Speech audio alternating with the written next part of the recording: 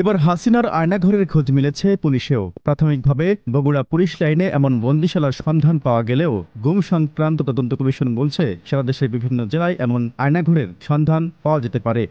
মঙ্গলবার সংবাদ সম্মেলনে কমিশনের পক্ষ থেকে জানানো হয়, বিভিন্ন জায়গা থেকে বন্দীদের ধরে এনে এই আয়নাঘরে জিজ্ঞাসাবাদের নামে নির্যাতন করা হতো।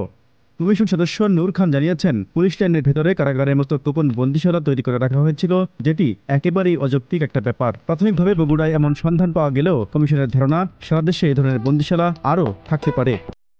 এসব বন্দিশালা গত 15 বছরে করা হয়েছে কিনা এমন প্রশ্নে নূর খান জানিয়েছেন, এগুলো গত 15 বছরের মধ্যেই বানানো হয়েছে, সম্ভবত 10 থেকে 12 বছরের মধ্যে।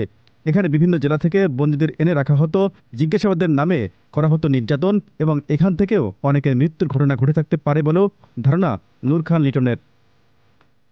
Z news, Dhaka.